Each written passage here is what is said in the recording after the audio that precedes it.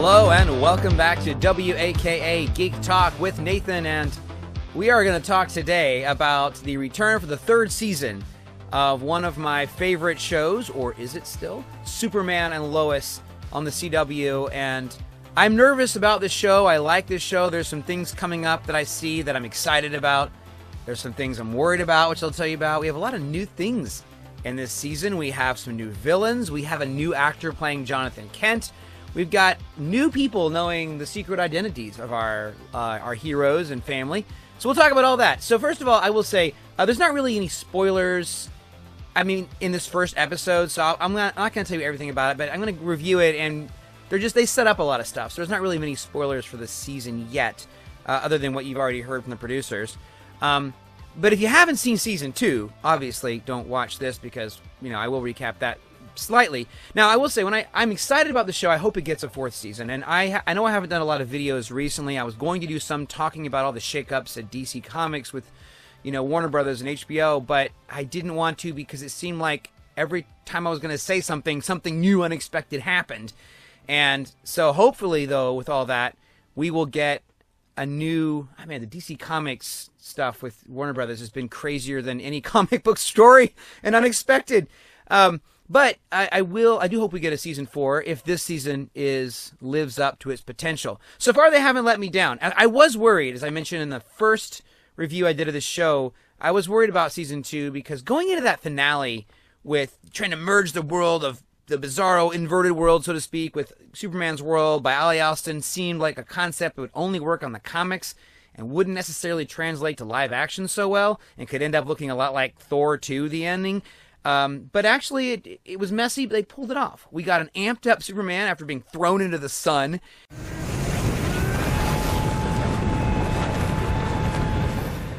And he defeats Ali Alston in a cool way.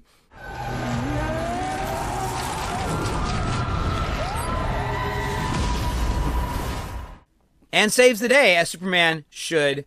And they have a nice little recap where it's been about a month of peace for our heroes, and now things are going to start happening. So what do we have? We have a lot of new stuff this season. We have new villains. We have a new Lex Luthor. We have a new actor playing Jonathan Kent. So let's talk about this. So first of all, I will say the worries I've had about CW shows is that they start off really good, like The Flash, and then they get messy, like not just The Flash, but Arrow and especially Supergirl. That show by the end, Supergirl was almost nothing like it was when it started, and not in the best way. It had its good moments, but man, this show so far is still good, and I hope it stays that way. So the best thing about this show I love still is Tyler Hoechlin is still fantastic as Superman, and especially fantastic as Clark Kent. And you have to be a good Clark Kent to be a good Superman. And honestly, I said this in my very first season 1 review, and I stand by it. I think that he is my second favorite live-action Superman, second only to Christopher Reeve. And I even like him better than Henry Cavill. But I feel like Henry Cavill didn't get really good material to work with. Just kind of like Brandon Routh didn't really get good material to work with. And I would like to see Henry Cavill do more in Superman films. But anyway, I will not say Tyler Hoechlin's Superman outfit is not my favorite, unfortunately, but he's not the worst either. I think the worst for me goes to Dean Cain, who was a good Superman, but his outfit I thought was too silly looking. The S was just, I don't know, didn't like it, and I didn't like the slick back hair, but still a good show. All right, so what do we got going in? So beginning with this season, the producers have teased stuff, and recently they did an interview with Entertainment Weekly where they talked about a lot of cool stuff. But first, let's talk about the main thing that worried me. When you lose a main cast member for another and be replaced, it's never a good thing. But it wasn't because the show decided to do that. Apparently, Jordan Elsas, who played Jonathan Kent, he left on his own, and he has been replaced by Michael Bishop. And I know that when you lose a major actor, like whenever Supergirl lost Jeremy Jordan, who played Wynn, I thought that was a big blow to the show. And they didn't recast him; character was just mostly gone. Supergirl lost several of their good cast members, and I think that hurt the show. Here, they've put in Michael Bishop, and I will say here, he still fits the profile, I think, okay. They did as best as they could, and he kind of come across in this episode to me as an older, more sullen, version of an awkward version of Jonathan, and that kind of works because teens do grow. They change a lot during the teen years. That was just sounded like that was a plane going over, a bird, a plane. Maybe that was Superman. I don't know. And I do hope though that now that they have a new Jonathan actor, maybe that will also push the show to create a better and new Jonathan story arc. Because honestly, I feel like Jonathan's story has been one of the weakest on the show. It's not weak, but it's weaker than others. He doesn't have any powers. I just think that he feels left out as a character, and he comes across that way sometimes in the show. And I hope that they just do more with Jonathan, and I hope he gets some kind of powers. You know, maybe he has ones you don't expect. That'd be kind of cool as a son of Superman. Now, another big thing we're going to have for this season is the whole concept of secret identities no more. Now, most people don't know who Superman is. They don't know who Lois is married to Superman, etc. But several more people do going into this season. At the end of last season, Lana first now learns about who Superman is. Even her daughter, Sarah Cushing. Even Chrissy Beppo, who runs the local newspaper, knows who Superman is now. I mean, this is a lot of people. And I think this is a trend. It's a modern trend. It's where in a lot of shows and movies, they are letting more and more people know about the secret identities. They feel like it's not a concept that works as well today to have nobody know, you know, except for like one person like Alfred, you know, in Batman. Like it doesn't work as much as it used to. And if you're not familiar with a lot of the older comic stories or older TV shows or movies, this is a new concept. Because in the past, when you had someone learn someone's secret identity, whether it be Lois learning about it or anyone, it was always something where it was a temporary thing. Like, you know, they learned their secret identity, then they forgot, or they got bonked on the head, or they learned about it, but it was a dream, or they were under a spell or something. I mean, there's a lot of ridiculous things, and I don't think that flies anymore so much today. And I think Smallville was one of the shows that helped kind of break that trend, and then Iron Man just broke it full on by having him announce to the world in the movie, I am Iron Man. Like, no one expected that. So here you've got a handful of people now who know the identities. And that is going to make things work smoother for these characters, I think, in this season. Because last season, in season 2, we had a lot of what should have been superficial problems become major trust problems because of secret identities. And in today's society, people aren't willing to accept the secret identity thing as much because they feel like you don't trust me with your identity, etc. You know, they don't understand the safety thing. But like last season, you know, that's what caused Chrissy Beppo to basically go check out the cult without protection because she didn't trust Lois, and it broke up Sarah and Jordan's relationship, and it caused Lana Lang to distrust, you know, Lois and Clark. And so that's all been resolved, sort of.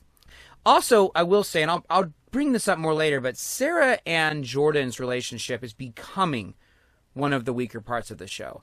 Because despite them resolving everything at the end of last season, they come back this year and it's like, Sarah's, well, I just want to be friends. And that's like, I thought we were starting over, but I guess not. Now she knows that why Jordan was doing what he was doing was to protect his and his family's identity and powers. I'm not sure I buy her reaction. And I kind of feel like Jordan and Sarah's relationship is becoming a bit of a drag, and that it just seems like it just keeps, like they don't know where they're going with it. I'm sure I hope they do, but it seems like it's something they need to do something better with, is one of my feelings. Because Jordan's been through a lot with this. Like, he's getting powers, you know, can't be honest with the girl he loves, all this stuff. All right, now let's talk about other new cool things, though. We have new villains. And I'm excited about this because the show so far has done a good job casting their villains. Now, one of the new villains we have this season is Bruno Mannheim, who's going to be portrayed by Chad L. Coleman. We got a brief view of him. Now, Bruno Mannheim has been in the comics since the early 70s. He's had a couple brief live interpretations and some in animated series. But he's not been a major character until it looks like he's going to be a major character in this season. And it looks cool because it looks like, despite his many interpretations, he's kind of been a crime boss for Intergang in the comics. And here it looks like he might be tampering with the bodies or powers of other supervillains, making them more powerful. Because we have Atom Man come back from his first season appearance, and he's stronger. You have powers? Just like you.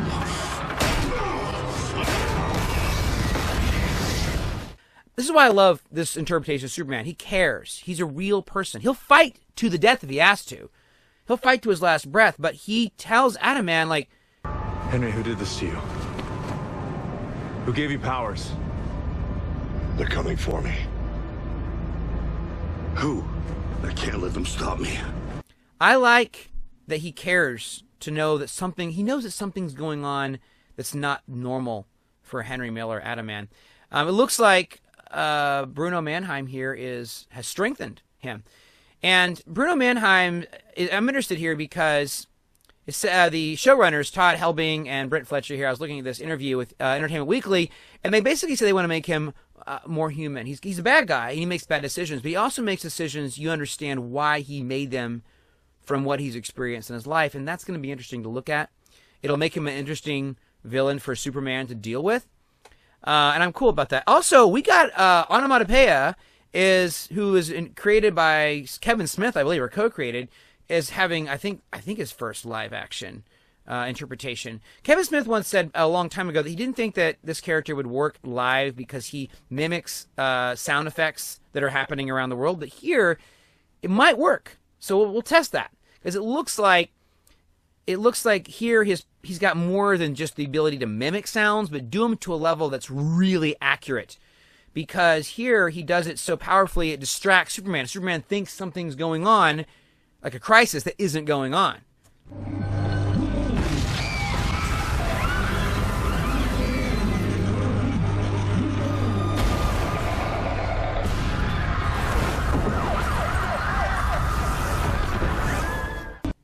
So I'm looking forward to seeing what they do here. They make him look cool. So anyway, it seems that the real evil villain we're going to get, not the human villain, is the new Lex Luthor. And so this is Lex Luthor we have not seen on screen yet, played by Michael Cudlitz from The Walking Dead. And here's a couple pictures they released. This is one. He's got a beard, and it looks like he's in prison or something. I don't know if he is. They said that he's been underground, but I don't know what underground means. Like, I don't think it means he has an underground layer like Gene Hackman did, but maybe. And then here he is bald with looks like the super Lex armor on, although I don't know if that's just a Photoshop version of that. They say he's going to be a ruthless Lex Luthor, the producers, and that makes me interested. You know, I know a lot of fans wanted John Cryer back as Lex Luthor. And I honestly did too at first. I think John Cryer was a great Lex Luthor, and that surprised me. It's not that I didn't think John Cryer is talented. He's very talented. And what's really cool, of course, is he played Lex Luthor's nephew in Superman 4, which was not a good film, but did have a lot of good cast moments and good moments in it. And the probably one that doesn't age well is the ultra 80s out nephew, Lenny. But to have him come back and play a serious and witty Lex Luthor, I thought was really good. And he actually won me over. In fact, the story arc, and I think it was season 4 of Supergirl, where Lex escapes from prison, was so well done, it made me actually renewed my interest in Supergirl, the show. Because my interest was really lagging at that point. I felt like the show had become a joke, almost. And that really revived my interest. And that whole story as Lex escapes and gets back to power was great. So I kind of was also hoping he would be Lex here. But now I'm actually kind of glad he's not. And I'll tell you why. It's because the Supergirl show to me, where he was introduced, just really went downhill the last couple of seasons, like badly, until I just lost interest. And it got silly and cartoonish to me. And then the Crisis on Infinite Earths they did, where John Cryer's Lex was like the main bad guy through the 6-part thing, started off good and got ridiculous as well. And I just felt like having him as Lex in this show, which is a different universe and is more grounded and darker, would remind me of the later days of the Supergirl, CW, Arrowverse Lex. And nothing, again, not anything against John Cryer, but having maybe a whole new interpretation of Lex is cooler, meaner, in a more obvious way might be cool. And also for John Cryer, he says he thinks that Cudlitz is going to absolutely crush it as Luthor, and looks forward to seeing what he can do. So, all right, and so am I. I forgot to say, Bruno Mannheim in the end of the last season is revealed as someone who may have killed this Earth's version of John Henry Irons. So that means our John Henry Irons is going to be figuring that out, which is pretty cool. Speaking of John Henry Irons, we get some more interaction with Natalie, and we also get General Sam Lane reaching out to get to know Natalie better because in her world, he was her grandfather. But it seems like here, by the way, Sam Lane here, Dylan Walsh, he looks the youngest he's looked. This is the 3rd season now. He should be looking older, but he looks younger than he did in the first episode of Superman and Lois. It seems like every season he gets younger looking. And I think that's probably his agent or his contract now that the show's more established to get to look more like he just normally does. And more power to him. I love Dylan Walsh. I got to know him a little bit on the show Nip Tuck. I worked on set for that for 2 years, the last 2 seasons. And he's a real pro. So I hope that I can understand if looking younger is part of his bargain, but he looking more like he just normally does. Because they made him look older intentionally, I think, in the first episode of Superman and Lois from season 1. But something that happens here with Sam Lane is he tries to pretend to bond with Natalie, but instead tries to recruit her for the Defense Department because she's so brilliant. And I can understand that, but then, of course, this makes John Henry Irons really mad and Natalie really mad. And this is one of the few things that worries me in the show as far as what I call the CW cracks. And what I mean is CW shows start off good and solid and grounded and get more soap opera-y. Here, after this misunderstanding or whatever General Lane was doing, Natalie gets mad, but really who gets mad is, Wole Parks' John Henry Irons, who yells at Sam, "This is ridiculous, why'd you do this?" And he didn't need to do it, lad. And I didn't see that as his character doing that in that situation. And earlier, we also have Superman yelling crazily at Jordan about using his powers in the wrong way and not being careful in a situation, which I didn't think he needed to do either. And this happens several times in this show, and that's my concern because people yelling at each other too much. Because when you do that, regardless of whether their concern is legitimate or not, if they yell too much at each other, it tends to make the situation feel more soap opera, even if the story is good. People are speculating that something major is going to happen this season, like a major family character dying. I hope that doesn't happen. I don't think we need that. I don't think that's going to help the show. There's ways to have loss and heartbreak without having that specifically. And my main concern, though, is I hope that this shows what's made the first 2 seasons so good is what they hold to, the producers. I'm talking to you, producers and showrunners, because I think the CW's problem, one of the problems is that these shows end up getting very gimmicky later on. And we don't want gimmicks in Superman and Lois. This has been a great show. You've got a phenomenal cast, great concepts, good setting.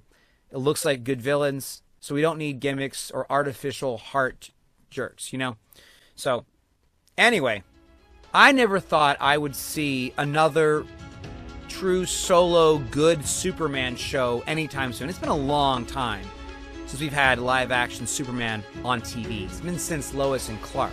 So when they brought on Tyler Hoechlin in the Supergirl show in Season 2's pilot, I was so impressed by him, and those 2 episodes were really good, that I just hoped they would give him a series, and they did. So I'm just hoping it stays good and stays around as long as it can.